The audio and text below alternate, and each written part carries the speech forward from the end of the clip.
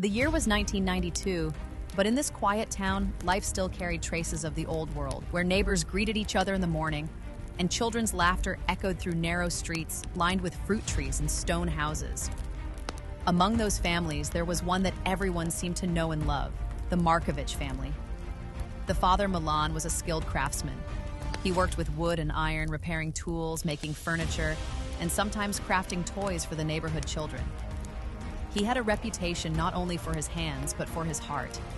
If someone couldn't pay, he would still fix their broken chair or sharpen their plow.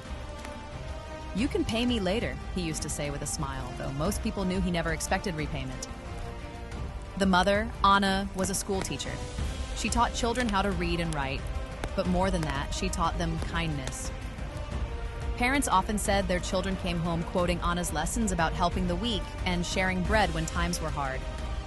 She had an air of warmth that made her home a place where anyone could knock on the door, whether in need of advice, a meal, or just company. Their 3 children filled the house with life. The eldest daughter, Ivana, was 17. She loved books and music. Her dream was to study literature one day, perhaps to become a writer or a teacher like her mother. Friends recalled how she carried a notebook everywhere, scribbling poems about the world she saw crumbling around her.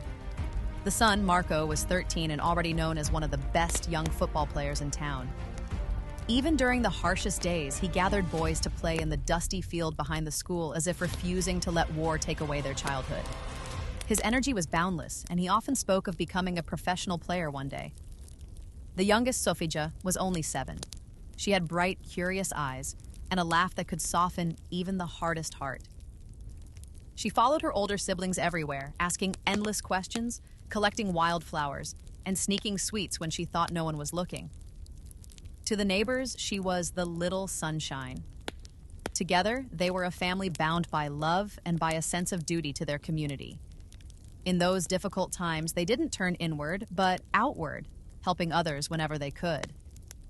Milan lent his tools to neighbors. Anna organized reading circles for children who couldn't attend school.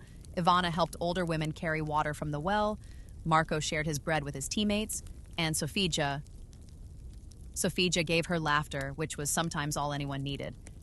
But as the sound of artillery grew louder in the distance, even the warmth of the Markovich home could not shield them forever. What seemed like an ordinary life of work, play, and kindness was slowly being shadowed by fear.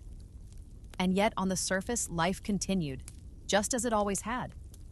For no one could imagine how quickly it would all vanish. The spring of 1992 did not arrive with blossoms and warmth. Instead, it carried the heavy clouds of fear. The sound of distant shelling and the low hum of military trucks passing through the nearby road became the part of daily life. For the Markovich family, like for many others, the war was no longer a rumor on the radio. It was a shadow hanging over their home. Milan would often stand outside late at night, a cigarette glowing between his fingers, staring into the dark horizon.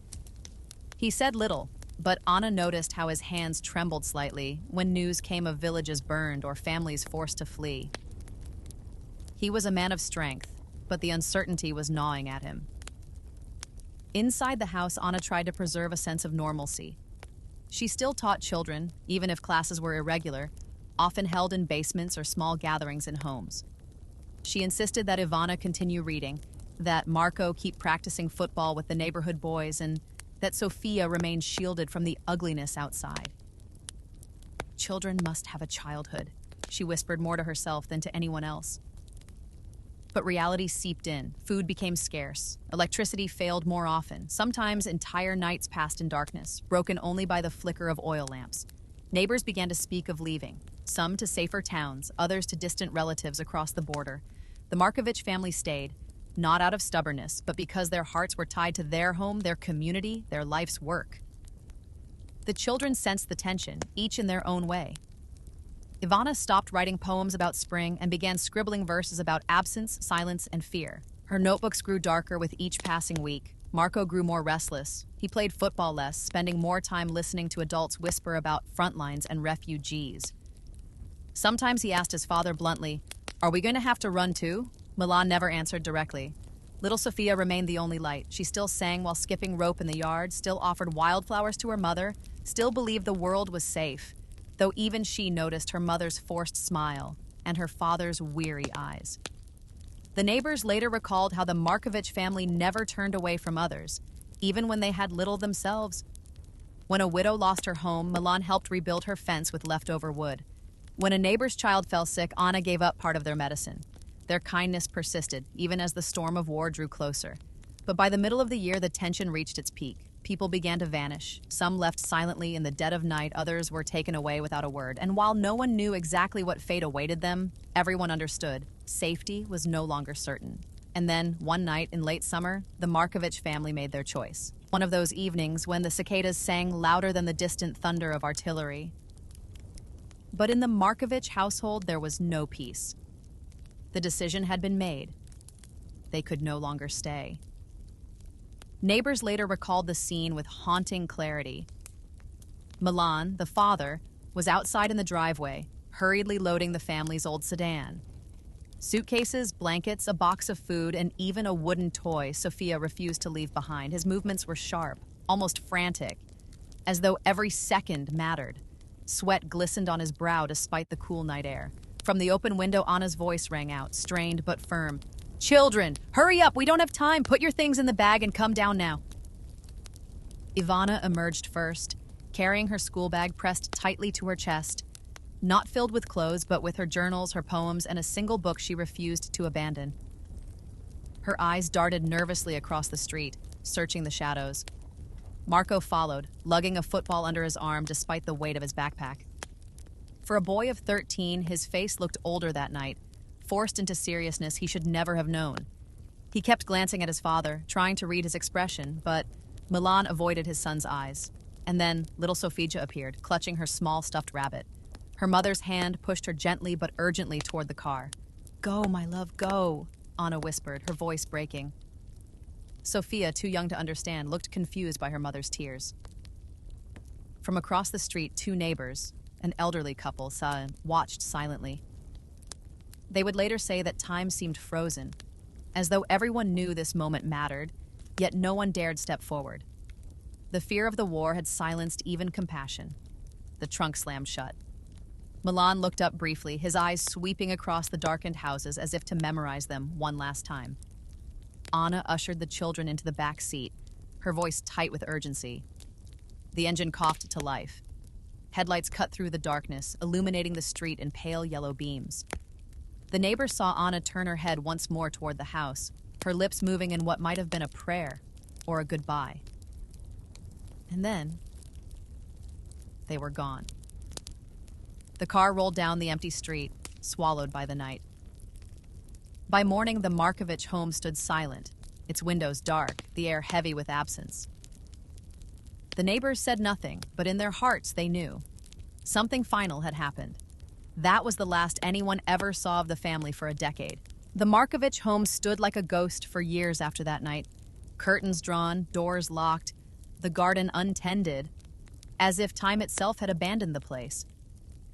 For the neighbors, it became a silent monument, a daily reminder of a family that had vanished without explanation. At first, whispers filled the streets. Some said the family had crossed the border safely, starting a new life somewhere far away. Others believed they had been intercepted, taken in the darkness like so many others whose names were never spoken aloud. In times of war, truth was as fragile as glass, and rumors replaced facts. The children's absence was felt most of all. The school lost Ivana's poems and quiet wisdom, Marco's fierce energy on the football field, and Sophia's laughter in the yard. Teachers mentioned their names in half sentences, then fell silent. Friends waited months, then years, for letters that never came. Anna's absence was another wound. Families remembered how she had tutored children, even when the war raged outside, how her smile had softened the hardest days. Milan's tools, once borrowed freely by neighbors, now rusted in silence. Their goodness had not been forgotten. It had been etched into the memory of the community. But memory was no substitute for truth. As the years passed, the mystery of what had happened grew heavier. Each anniversary of their disappearance brought fresh grief. Some neighbors lit candles on their doorstep, whispering prayers into the night. Others avoided the topic altogether, fearing the pain was too deep to stir. The authorities investigated only briefly. Files were opened, then closed. Families of the missing, not only the Markovich, were told to be patient, that someday answers might come. but patience turned into decades of silence. By the late 1990s, the war was over, but the wounds remained unhealed.